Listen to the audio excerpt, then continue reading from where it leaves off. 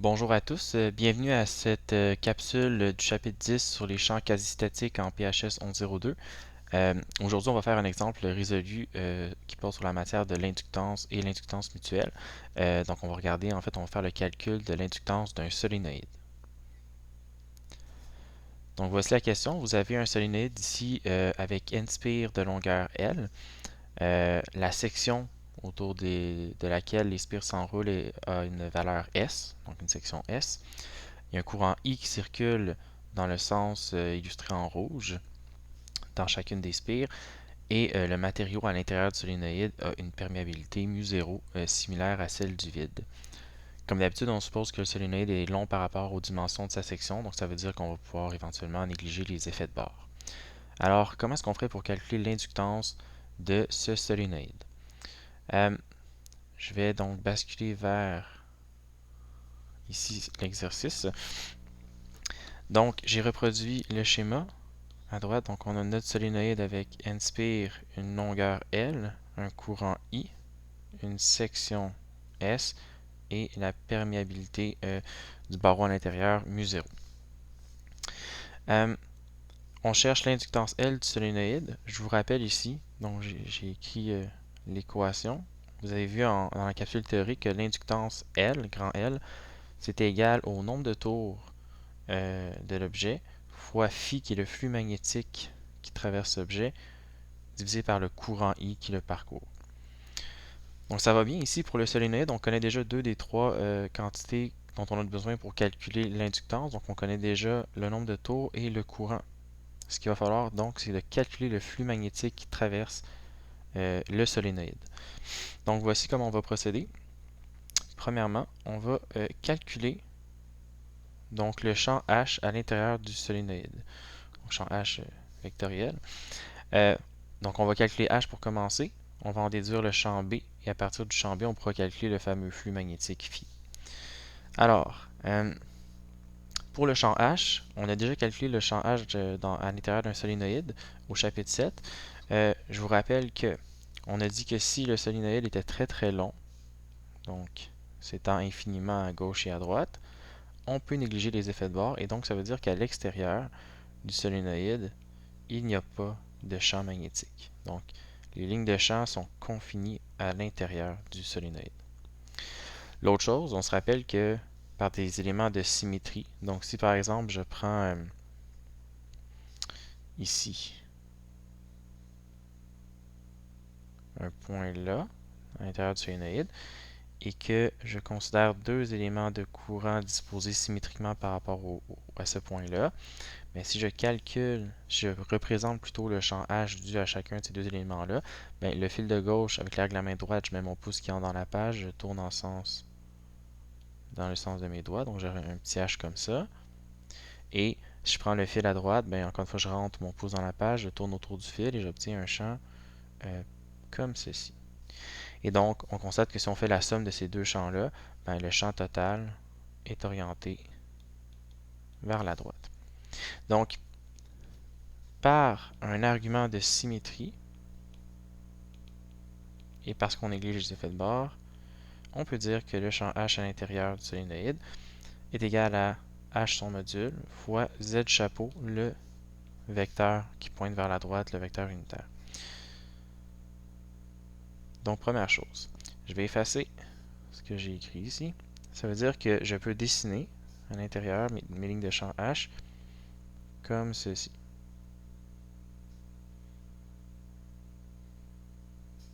Donc, on a des lignes de champ H parallèles qui sont orientées vers la droite. Donc, évidemment, l'équation que j'ai mise là, c'est bon pour à l'intérieur du solénoïde. Maintenant, que vaut précisément le module de ce champ-là? Ben, on se rappelle que pour y arriver, on a assez de symétrie pour utiliser le théorème d'Ampère, ici.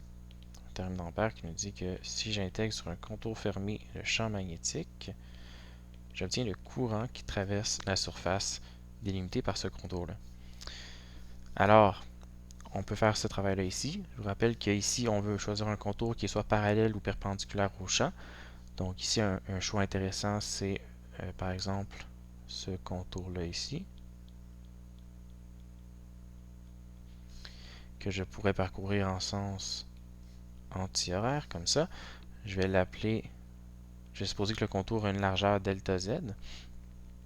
Et donc, c'est intéressant parce que, vous voyez là, sur le côté du bas est parallèle au champ H, comme ceci. Les deux côtés verticaux sont perpendiculaires, donc le produit scalaire dans l'intégrale va donner 0, je n'aurai pas de contribution. Et le côté du haut, ben, vu qu'il est dans une région où h vaut 0, ben, la contribution à l'intégrale vaut aussi 0. Donc tout ce qu'il reste, en fait, c'est la contribution du côté inférieur, puisque h est parallèle au petit vecteur dl, que je parcours en sens antihoraire, bien, je vais tout simplement avoir h fois la longueur du côté, qui est delta z. Et ça doit être égal à la quantité de courant qui traverse la surface délimitée par mon contour d'ampère. Donc, pour calculer ce courant-là, je dois compter le nombre de fils dans une largeur delta z et faire fois le courant I qui parcourt chacun de ces fils-là, donc le courant I ici. Quel est le nombre de fils dans mon rectangle mauve de largeur delta z? Bien, je vais prendre un ratio de proportionnalité.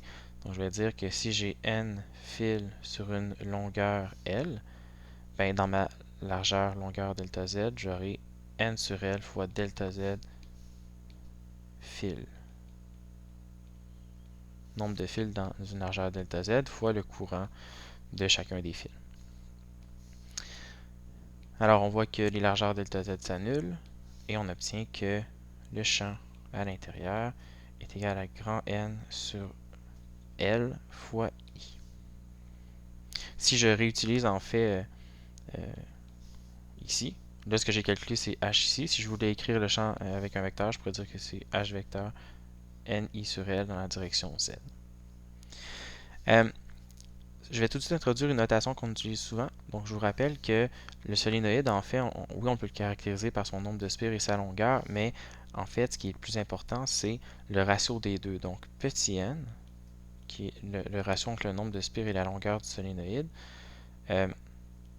Donc, en spires par mètre, c'est une quantité qu'on peut utiliser pour plus facilement représenter le champ H. Donc, je vais l'utiliser tout de suite. Je vais remplacer grand N sur petit l par petit n. Donc, on vient de trouver le champ H à l'intérieur qui est uniforme et qui vaut densité de spires par mètre fois le courant. Une fois qu'on a H, ben, on peut immédiatement trouver le champ B. Donc, on se rappelle que notre matériau à l'intérieur a une perméabilité mu0. Donc, pour calculer B, j'ai simplement à utiliser mu0 fois H.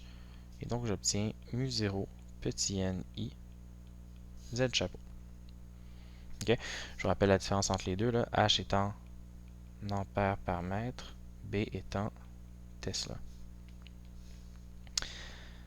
Ensuite de ça, on va calculer le flux magnétique phi à l'intérieur du solénoïde. Donc, je vais garder la hauteur ici pour B.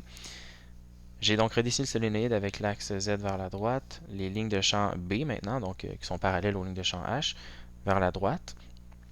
Et là, je vous rappelle donc la définition pour le flux magnétique. Phi égale l'intégrale du champ B produit scalaire ds.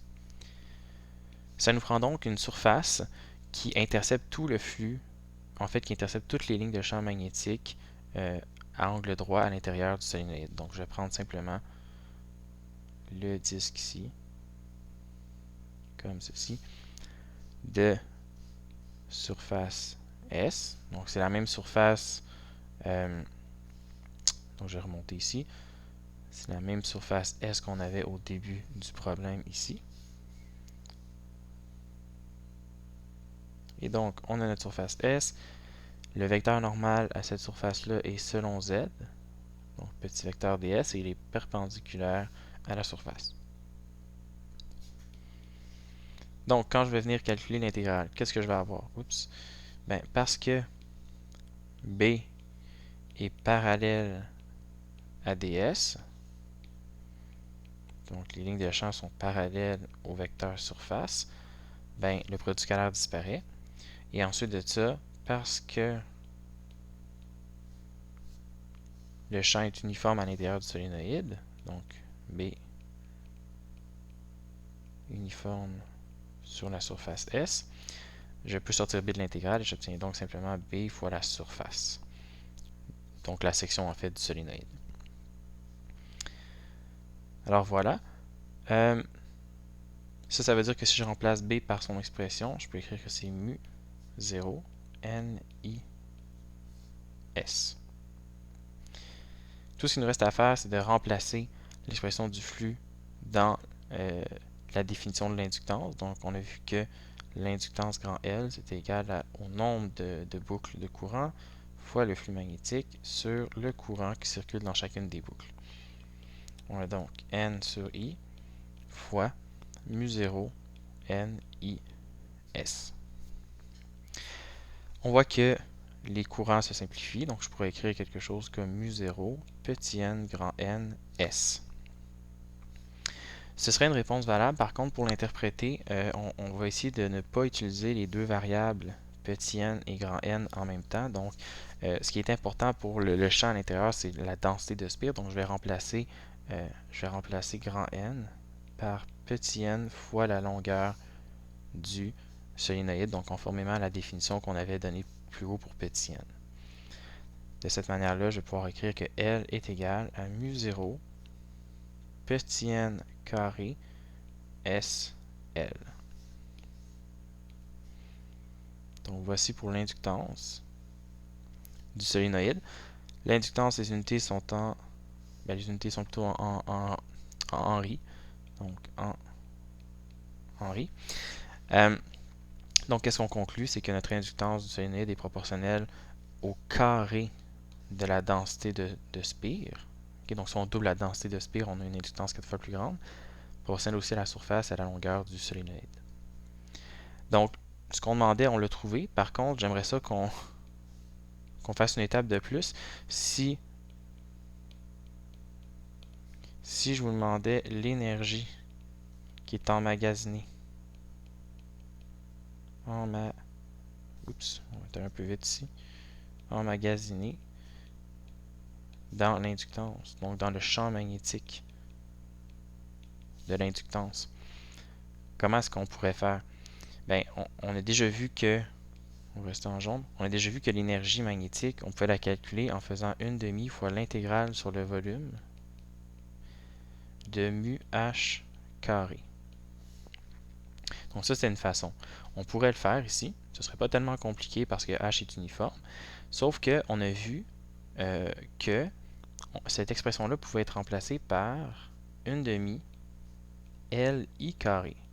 Donc si on a déjà calculé l'inductance, L, bien là on connaît déjà le courant, donc c'est extrêmement facile de trouver l'énergie sans avoir à intégrer quoi que ce soit.